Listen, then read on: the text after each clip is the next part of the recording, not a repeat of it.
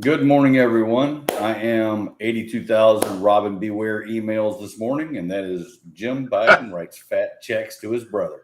How are y'all today? If you'll notice in the chat, there is a link to the free options course. We'd like you to use it, enjoy it, and let us know what you think about the platform. If you have any questions at all, please send it back to us. I will also be emailing it out after the link after the show to everyone that's provided an email to us. And if you would like to get a copy of it, you can get me at education at stockmarketjobber.com.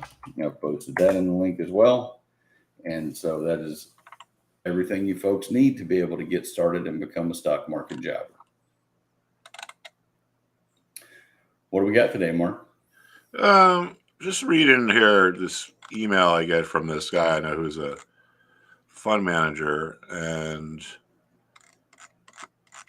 I'm just looking at what he covers here. He's a big moving average guy, but I like these quotes that he puts here, and I don't know who these are from, but trade the market you have, not the market you want, and trade based on what you see, not based on what you think. Yep. Which is pretty much what I say when I talk about letting the market tell you what to do. A lot of people come in every day and they say, "Oh, I'm going to just trade Intel today," but it's like, why? What if Intel's not a good trade for that day? So let's see Let's see. The economy is great. Why are Americans in such a rotten mood? Well, I think that's pretty obvious. Just because of all the national disgraces we have going on right now. Oh, dude, whenever you go to the grocery store, you get angry. That's why I'm in a rotten mood. I mean, I'm not really in a rotten mood. Well, I'm in a rotten mood because as someone who studies history as much as I do, and you think that the United States did so many great things and advanced the government and republic democracy and George Washington, and now you got all this. It's like you don't even know what's going on, dude. It's like on the one hand, it's like, okay, the Iranians are attacking our soldiers. But on the other hand, it's like, oh, okay, we're negotiating with them to free up oil reserves for them. Yeah. It's like, would George Washington have done that? I don't think so. Don't you remember the days before Obama when it said we do not negotiate with terrorists? And then Obama comes in and he bows. Now we're just writing checks, baby. You know what that reminded me of at the time? Remember in, I think it was the original Superman with Christopher Reeve, when the three criminals, General so-and-so and whoever the other two are. Yeah, General Zhao. Yeah, from Krypton, they get to Earth. Yep. And they go into the White House and they're like, who's the president? And the guy's like, I am. And then General Zhao is like, bow before me. And the guy bows. And then he's like, you're not the general or you're not the leader, because no real leader would ever bow to another man. You know what I mean? So that's what I used to think about when that happened. Yep. And the way I want to say something here real quick. Avi, I want to tell you something. I've been watching the coverage, and you guys are cleaning house. He called everyone. The guy goes out of his way to say Pakistan, but he can't say Corpsman or ISIL. Remember when he called them Corpsman? Yeah. All right, I can't laugh about such a bad thing. But anyway, let's see. Lingering inflation, referred pain. I think a big part of it too is the whole social media thing, man. It's like, I think people, and I see this with my kids because they're 18. I got twins, and like when they first went away to college, they had such a hard time making friends because all these kids are they're not. It's not like when I was a kid where you could walk up to someone and be like, "Oh, hi, I'm so and so." Yep. Now everyone's like on their phones and so forth. They have no social skills. Yeah. All right. Anyway, let's see what's going on in our headline news, if there's anything unusual, and then we'll go through the markets and see. These markets have been pretty confusing to me, frankly. So if I was trading, which at this point I'm not, but if I was, I would probably be on the sidelines right now. All right. So let's see. Foreign nationals start to leave Gaza at the Egyptian border. Exxon's giant oil discovery. I'm not really seeing anything here I'm looking for stuff that might be like tradable. something that could give us an idea in trading something. $800 sandals, left Boeing. All right, whatever. I guess Boeing would be as good as a place as any to start. And I got to bring up my charts. Let's see.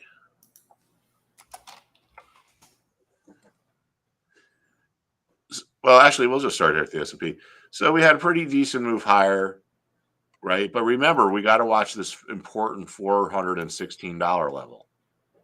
This price level is important because it goes back to here where it was resistance. Then we get the sell off, and now will it become support? And sometimes we get these, we get to support and we break down, and then we spend a few days stabilizing, and then the support kind of stays intact.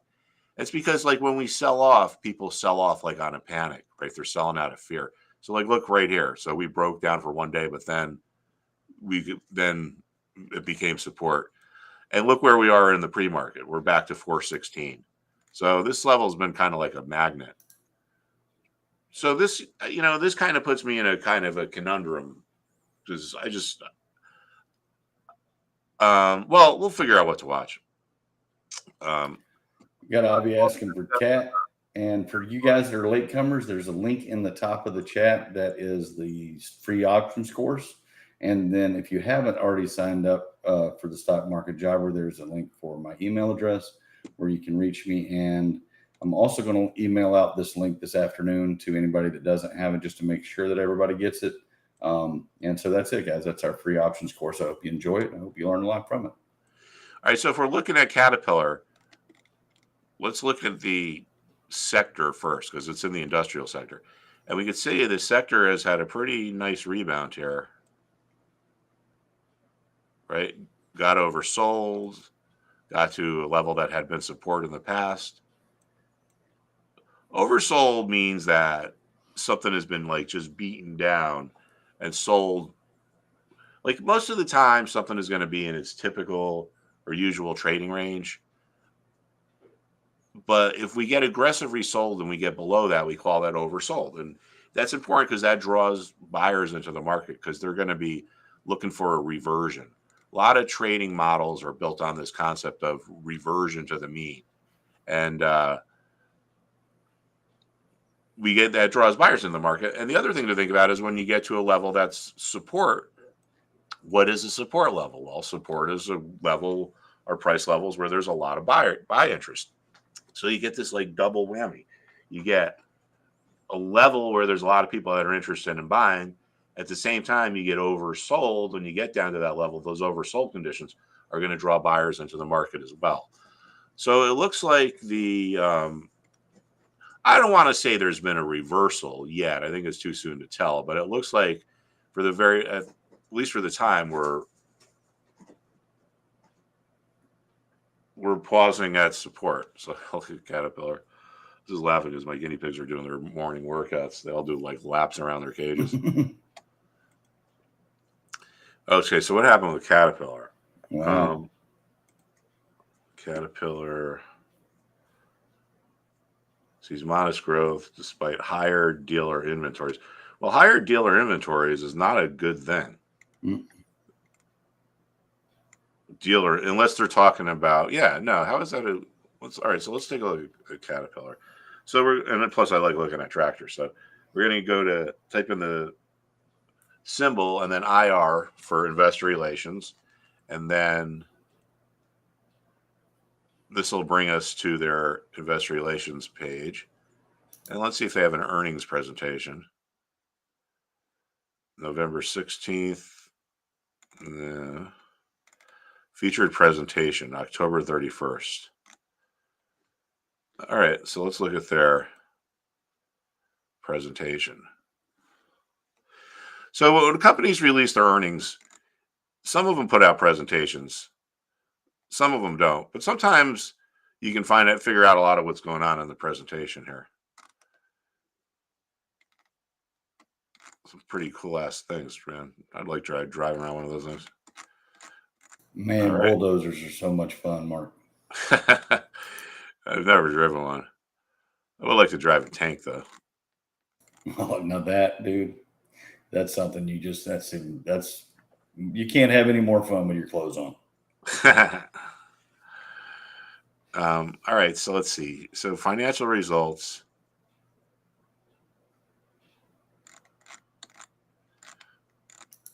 All right, wait a second. So this is just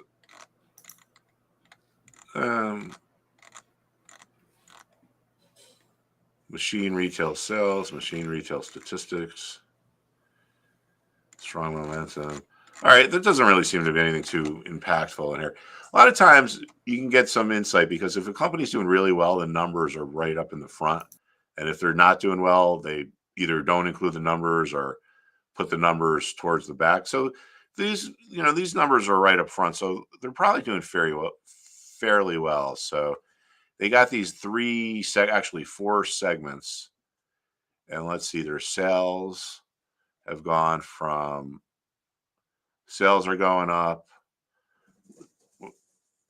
sales and revenue, blah, blah, blah. All right, I'm going to look at the actual earnings statement for a little more insight. And I just want to see if we can figure out why their numbers are not good. I want to look at their balance sheet. So where the hell? Investors, quarterly financial results. Let's look at this.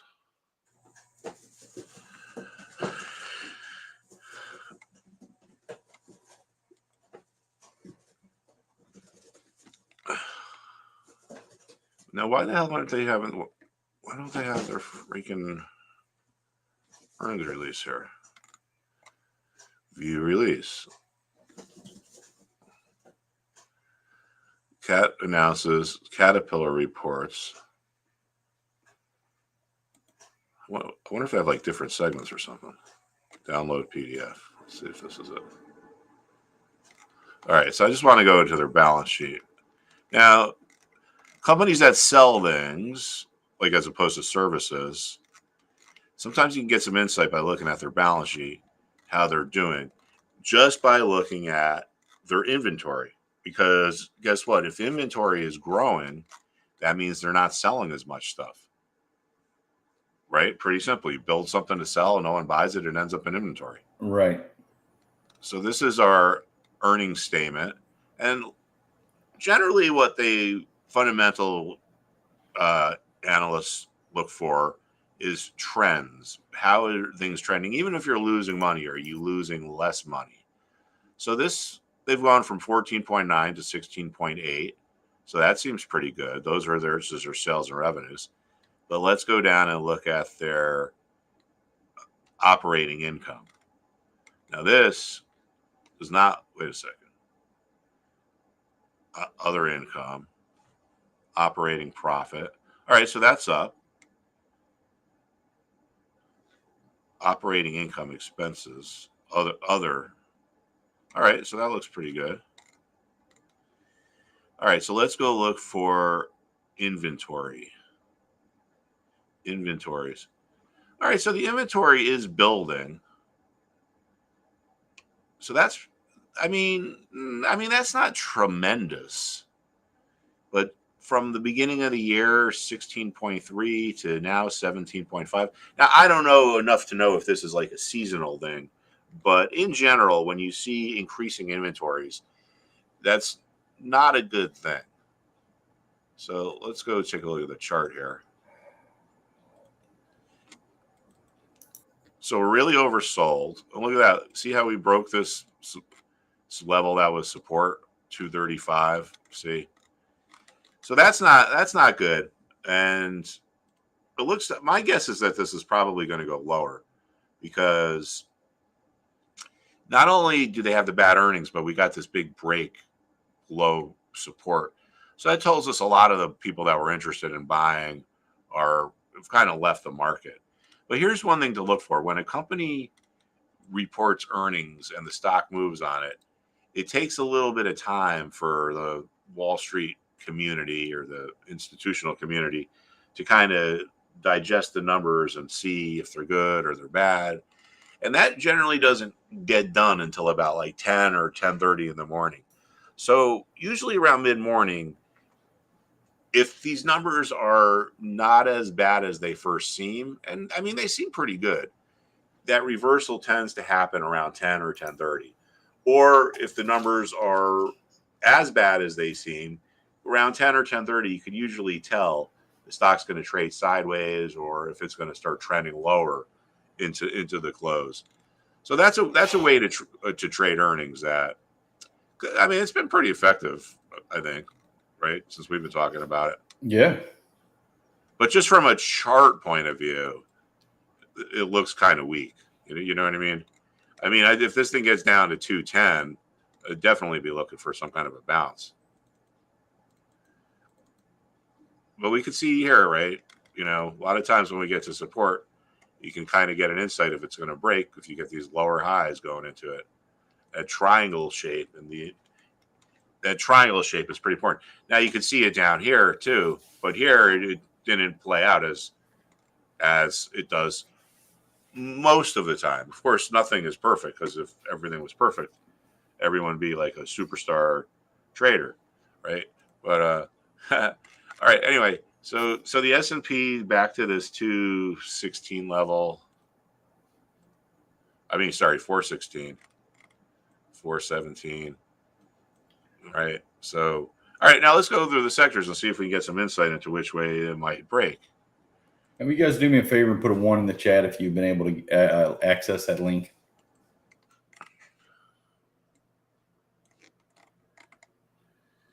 All right. So here's a couple of things to watch. So to see if we're going to move forward. And remember, if we don't move forward, we may move sideways, but eventually we're going to move lower. And this kind of sounds kind of stupid. Like, well, yeah, we're either going to go up or go down. But in general, sideways markets, all else being equal, tend to end up going lower. And there's a reason for that, because buying is a choice, but sometimes selling is forced. So in a perfectly neutral market, eventually there's going to be people that sell. So the longer you go sideways, the more anxious the sellers tend to get. And they start to think, oh, you know, other sellers are coming in here. But anyway, we got up to this important 164 level, which, look at this. So this goes all the way back to this black line here, or actually dark blue line, is 164. So this is December of 21. And this is, so it's support. And it's support in December 1st, December 20th of 21 now. So we're going back almost 2 years. That's hard to believe, right? October 1st. So then it became resistance in February of 22 and March of 22. This is our market memory. People who bought back here regret their decision when the price goes lower, assuming they didn't sell a pair, tell themselves, if this gets back to my buying price, I'm going to sell. So if you have enough remorseful buyers placing sell orders, what was support turns into resistance. So now here we go all the way back to June. So last importance was March of 22. Then it becomes important again in June of 23 as support in August of 23. Spent some time consolidating. And now look what happened yesterday. Where did we run into resistance? Exactly at, well, 1 cent, but 164. So that's going to be an important level to watch here to get some insight. If we start to see that XLK starts to break above 164, that's going to give us some insight that the S&P is probably going to move higher. Now, another thing to add into the kind of the mix here is this: healthcare is our second biggest sector, and look at what healthcare did after this nasty sell-off. It finds support at a level that had been support before. So price levels that were support can become support again, because there's people who sold back here who, once the price blasts higher, they're like, damn, I shouldn't have sold. So I'm going to go try to buy my shares back if they come back to my price level. And that's what happened. So this is why we find support at former support levels. And you can see that here. Support here became support over here. Remorseful buyers trying to buy their shares back. So it's not a coincidence that this is where this sell-off came to an end. It's not just some arbitrary number that came, out of like, I don't even know, like the matrix of consciousness or whatever. No, there's a valid reason for this. And this is one of the reasons why I think what we do as traders is really cool, because we can understand why this happens, and yet like no one else can. If you're not a trader, if you were going to go up to your typical Wall Street person and say, even some of these people like who you see on like on the news, right? You could go up to them and be like, hey man, why, how come this thing found support at a former support level? And they might say, well, there tends to be support at former support levels. And then it's like, why? And they're going to just be like, they're not going to know what to say. But I mean, people take this stuff for granted, but think about it. This is the healthcare sector. This is worth trillions and trillions of dollars. And somehow, some way, this valuation of the sector finds these perfectly precise price levels. Like the healthcare sector was worth the exact same amount in December 29th of 2022 as it was on August 13th. August 14th of 23. Somehow we lost all of this valuation between December and February. We're down, 10%. So this sector that's worth trillions of dollars lost 10% of its valuation. And then somehow magically by April, it had gained it all back. So now let's think about this for the broader market. God, these guys are so funny, man. Think about this for the broader market. If tech starts breaking through that resistance and healthcare catches a bid here, those are bullish developments for the two biggest sectors in the market. That's 40% of the market. That's going to probably bring the broader market higher. Now, we've been watching financials.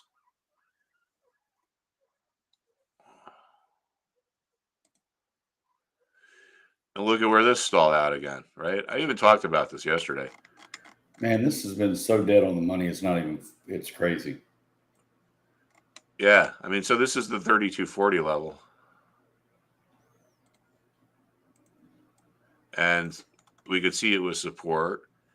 Then it became, it's almost like a false breakdown here, or a bear trap. But I think it's too soon to tell.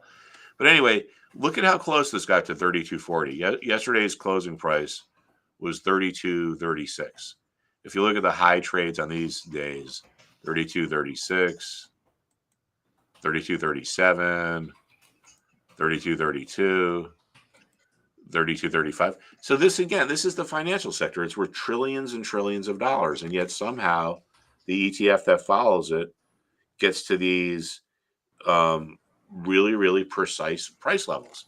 And the only way you can explain this is if you understand psychology, or what we're looking at is psychology. Like, look at this here.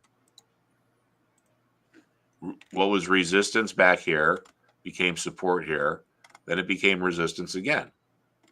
It's I don't want to say it's magical, but considering how long I've done this, it's still kind of hard to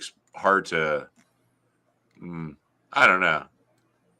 I mean, I guess I understand it, but it's just kind of, it's really just freaking amazing. Actually, I guess probably the best word is just how when you think about the size of these sectors, if you look at the oil chart, I mean, think about how big the oil market is and what's going on, stuff going on. It's almost incomprehensible how big the market is. Oh, look at this. Looks like we're starting to have a little bit of a breakdown here. Mm-hmm. Surprisingly enough. Now, this is a trade typically I would start thinking, all right, this is something we should probably think about taking a short trade in. And I would tell you what I would look at. But just with the tension in the Middle East and the fact that all hell could break out, I would be pretty leery about taking a short position here. So I would be thinking more about being on the sidelines and just waiting, or taken some kind of a market neutral position. In other words, a position that theoretically could benefit from a move one way or the other, like a straddle or a strangle. That's where you buy a put and the call. The put will make money if the market goes down. The call will make money if the market goes up. And the idea is the one you make money on, you're going to make more than you lose the money one you lose money on. So what to look for here now is the level that was support, does it convert into resistance? And so far today and yesterday, it has. Let's see here. Well, these days are really quick, but then that could set the stage for another move lower. But I don't know. It's a pretty. I don't know what the right word is, but generally I don't pay attention to the news, but I would kind of be paying attention here. Now let's think about this. Why? This is the type of thing where this is so different from conventional wisdom. So Israel got invaded on the 7th, and that was here. So that was a Saturday, and then this is the Monday. And if you were to just look at this chart, and someone said like, hey, there's some major geopolitical event that's going on that could influence the price of oil. And you looked at this chart and I said, what day do you think that would have been? You would have said this, October 4th. Right. But the war didn't start until here, October 9th. Well, I mean, oil didn't start trading again until here. And so just by looking at the chart, it's kind of hard to really even tell. But I don't get it. I mean, I'm not smart enough to get it. I don't understand why the strikes of these union workers hasn't decimated. Oh, well, yeah, I stand corrected. I was going to say, I don't know why these unions haven't decimated the price of these stocks, but let's see what happened over. Yeah, that's funny, Mark. Hey, man, I'm the first to admit that's the lowest Ford's been in a long time. Did something happen? Because now when did the strike break out? So that was all here. So maybe this is just kind of a delayed reaction. Or maybe people are starting to come to the realization that by meeting these outrageous terms, these guys have just cut their own throats and it's over. Yep. I mean, there could be something to that too, because I forget who I was listening to, some analyst who I generally think is pretty good. And they were just like, yeah, he's like, with these wages, these companies will not survive. And I mean, if you look at the stock here, that shows it. So this is actually 2 days ago. So Friday, we must have talked about this on Friday. We talked about Cliffs buying X U.S. Steel, but I don't know that we talked about Ford. So I wonder if that was their earnings. All right, so let's look at GM. All right. Ayatollah is demanding an end to all oil exports, food, and trade from all Muslim countries. So he's demanding that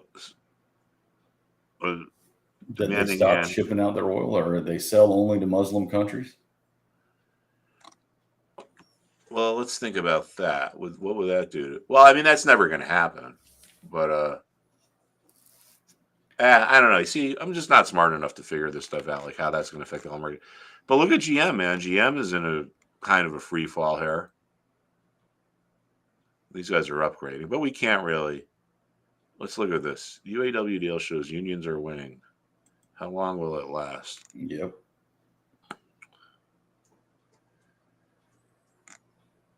The United Autos tentative deal with Detroit automakers marked the latest union victory. I mean, look, I'm not that smart, but I do know how to look at charts, and I mean that to me looks like a company that's in trouble. Look at that. I heard that the Ford Lightning was having trouble selling that truck, and then I've noticed that the dealerships around where I live are completely loaded with cars, And then the inventories on the used car lots are hellacious as well. So you also have CarMax and AutoNation. And they should be losing money quite heavily because they're, when you trade in a used car, you get a good deal on it, then they're stuck with it being an overpriced sled, basically. Yeah, look at it. Here's CarMax has been decimated over the last couple of months. What's Carvana? Carvana. There it is, right there. CVNA. CVNI. Wow, look at that one. Oh. And how about AutoNation?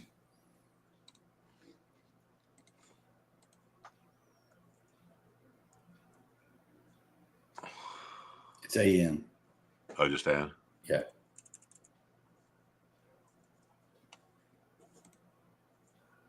Oh.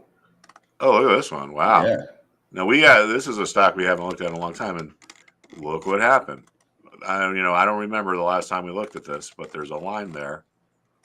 So what was resistance turned into support, and then what happens? We get down to support, and like literally within dollars. So I guess this is the 125 level, which would be important because of the psychological level. But yeah, this is a really good example for those of you who are watching, right? I don't even remember the last time I looked at this chart. Didn't even remember the symbol. But yet somehow I put in a line, which who the hell knows? Could have been all the way back here in March. So resistance became support, and then support became support again. And when we get to support, a lot of times we get these bounces. Support levels tend to be more volatile than resistance. And what happens is you get these traders and they want to buy this thing and they're watching it trend lower and come lower. And if you're going to buy something, if it's moving lower, there's really no point in going out to buy it. You might as well just wait, right? Because you're going to get a better price. Then all of a sudden they notice, hey, it stopped moving lower. On this day it was at 127. The next day it was at 129. I better get in there and start buying because some of these other buyers might step ahead of me and then I'm going to miss out. So it's a really good kind of real-time example thing, like right there. Let's see. I mean, I'll tell you this, man. Unless something radical changes, I'll never own a U.S. made car again. Although it's kind of ironic because our Mercedes was built in Alabama, and I think my Toyota was built in Mexico City. But I got a cousin who's a mechanic, and he's just like, Mark, he's like, the only cars worth buying are Toyotas. Yep. It's like not even Mercedes are good anymore. So, I mean, I've had my Toyota. I had a 4Runner, and then it got water in the dashboard, so I had to get rid of it. Now I got a Tacoma, and I've had it for 6 years now. Never had a single problem. Yeah, I have an old Chevrolet, an 01 Chevrolet 4-wheel drive, and I love that truck. I can do all the work on it. Anytime I have a problem, I mean, like if I have to switch something out, it's extremely cheap to fix it. And you know something? That baby cranks every time. My brother's got a Range Rover, man, and that thing sucks. Yeah, my brother-in-law had a Range Rover, and it cost him a fortune. Yeah. I don't even know why I bought it. All right, actually, we looked at financials already. All right, we looked at consumer discretionary. His wife, though, has this Porsche Carrera, which is pretty freaking badass. I thought he was divorced. No, this is his new wife. He just got remarried. Oh, nice. Yeah, he was married for like 20 years. Then he got divorced. And now he's remarried. Seems to be a lot of that going around these days. You like this new wife? What's that? You like the new wife? Oh, yeah. Yeah, she's real cool. Nice. She's real cool. I mean, anyone's better than the old one or the last one. That's a different story. He had a long 20 years, huh? Yeah.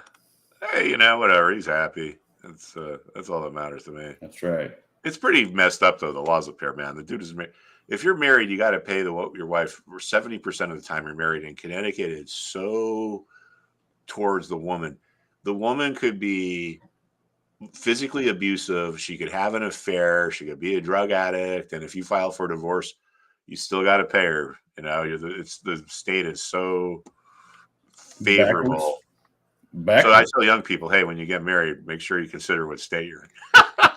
Right. And you think that the South is a bunch of rednecks. We've got, this no fault state here in Florida.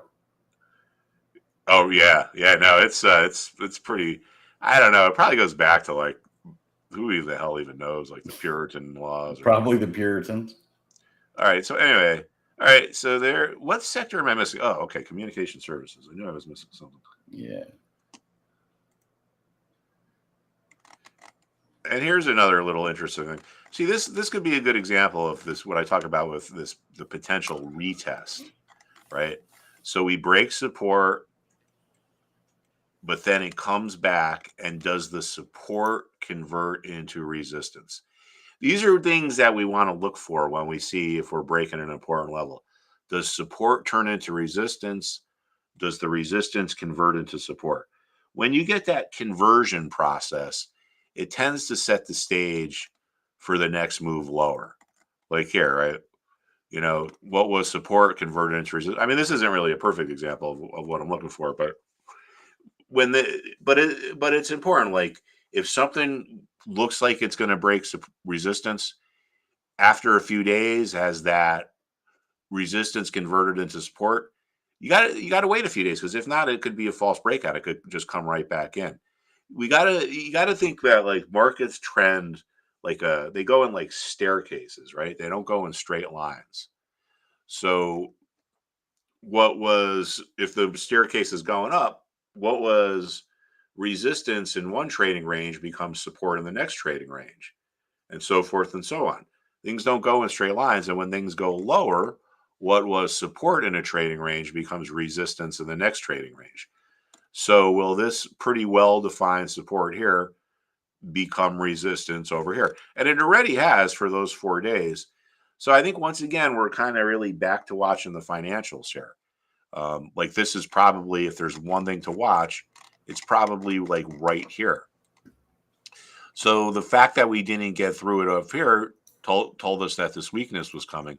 So, but if this starts to break, and we saw the tech sector is at resistance, and healthcare could catch a bid off that support, we could get a decent move higher. But I think what's important to understand here is, right, you got financials are right below resistance, and then you got the tech sector, which is kind of right below resistance as well. So you got these two important sectors are each at resistance. I think that'll probably put a top on the market, because those are each probably, those are each important levels. But if it looks like they're starting to take, to get taken out, then that's going to be our sign that, like, all right, well, we're going to go into the next leg higher. And then the S&P will probably rally for a few days. Here's our 10-year yields, still hanging above this 4.84 level.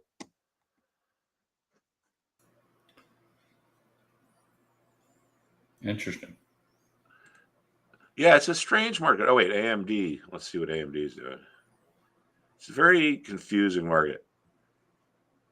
My mother claims I'm in her will, yet she refuses to show me.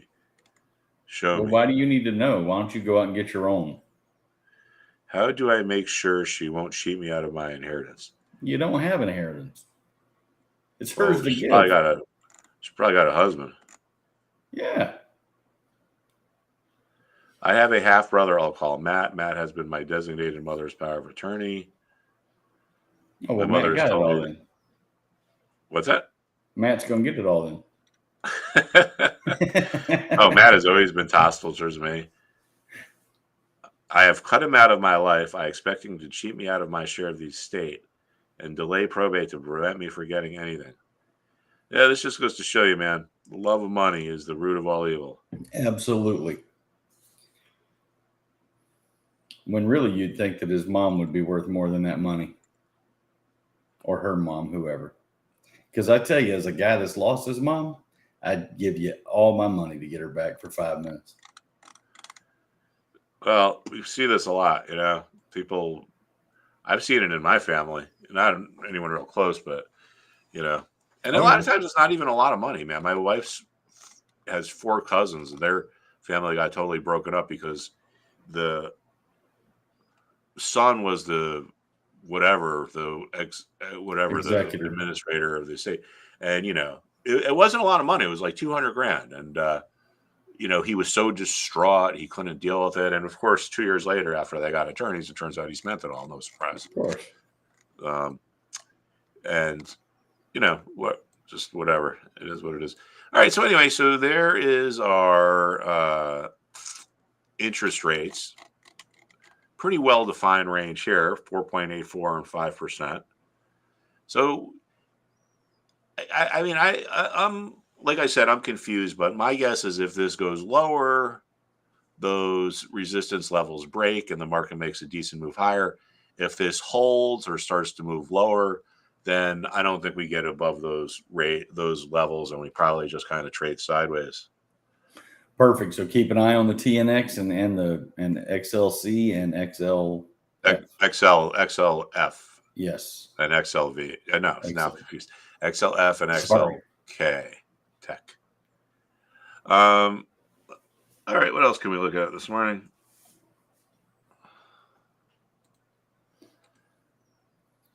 That thermo that you mentioned the other day, TMO, that had a pretty good day. I mean, if healthcare starts to move, this is probably a pretty good way to play it. Oh, yeah. Yeah, I mean, this thing got just crushed. And even though it didn't get to support, I don't think it got support. Sometimes things don't need to get to support. Then we look at them through like a different way. Like a potential strategy would be to buy when the reversal starts. And you can define that by when we cross over particular price levels, or when we go from being overbought to being not overbought. But as traders, we want to look for things that are at extremes, that look like they're going to move imminently. If something is new, if the momentum is neutral and it's in the middle of a range, then it's like, as a trader, we don't really care about it. But when something gets to be really oversold or really overbought, we pay attention. Like we can go into this. I like looking at this site here, this trading view, not the actual charts, but this like kind of their homepage. And if we go into markets and we go into stocks and we go into, I think you could kind of just click on any one, most active, and then go to most oversold. I think a good strategy is to look for stocks that are oversold that are at support, because they tend to rally. Or you can look for stocks that are overbought that are at resistance. So let's look at some of this stuff here that's oversold. Now, a couple of things. One is we want to make sure there's enough volume. Like this here, Safe and Green Development only traded 2,400 shares. There's not enough liquidity there. Align Technology. So this is oversold. And it traded 1 million shares, $11.80. So let's look at this. I mean, I know this is one we look at, but let's just look at it again. ALGN, Align Technology. Well, yeah, look at this right up. Yeah, so this is didn't Heather point this out to us? I believe. Yes, I believe she did. Yeah, all right. So now look at this, man. I mean, really oversold, like historically oversold. Wow. So if we go back on this chart, I mean, this is the most oversold that this stock has been in like maybe forever. Let's just see.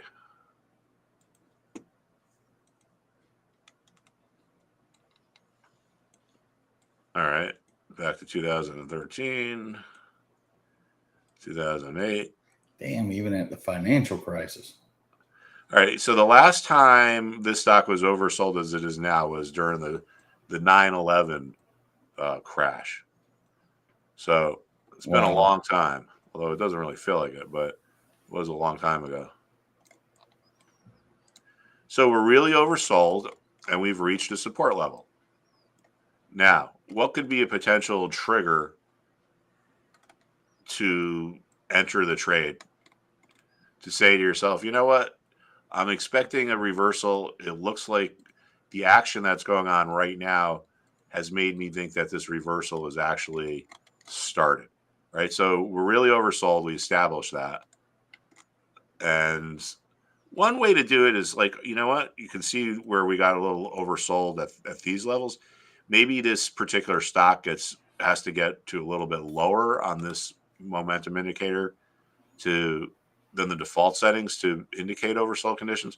But a potential way would be like, all right, if the blue line jumps back across this blue line here, that's where I get in. Another way you can do it would be to just kind of see from a short-term point of view what kind of price levels might be important. Now, this is kind of interesting here in that the other day we got all the way down to here and then came all the way back up. So that could be a sign that the trend is changing.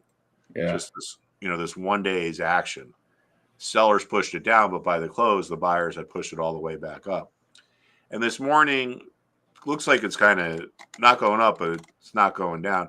So I think a potential thing to look at here would be, all right, what level does this need to cross for me to have some conviction that this reversal I'm anticipating has started? And I would go like right here. You see how that was the closing price there and that was the closing price there? So there's probably going to be a bunch of resistance around this level.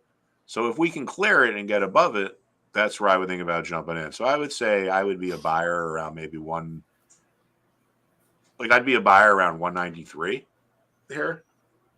And then you got this big gap that could potentially refill. Huge gap. So this is a stock. It's historically oversold and it's at support. So that's something to have on your radar screen. Do you ever see them go down? Just go through a lot of these things, and sometimes you'll see stuff, sometimes you won't. Do you ever see them get to zero on the RSI mark? What's that? Do you ever see one get to zero on the RSI when it's so oversold? I don't know. I don't recall. I don't know if that's possible. Yeah, I don't know if mathematically it's possible because of the way the indices are constructed. But I don't think. I mean, I've seen things get pretty, down to like 5. Yeah. Like this Saks Parente Golf, the RSI is 7.3. So let's look at it, see what that looks like. Oh, I guess so. Yeah. SPGC.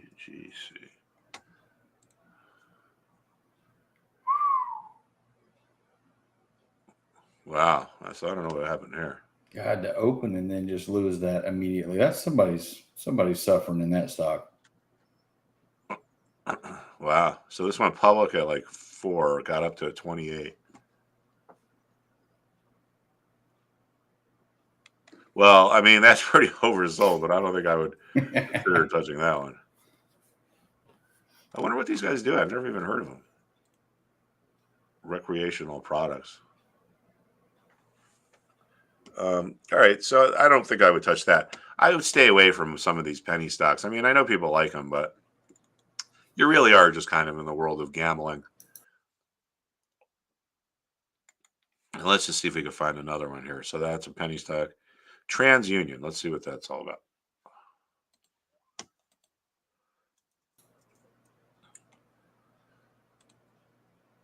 All right, let's see what happened here.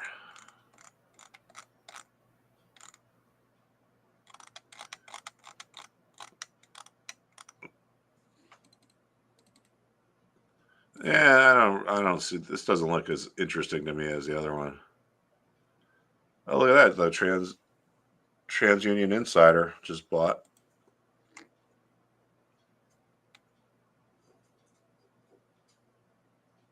Yeah, she just added a 50% to her position. So she must believe in the place.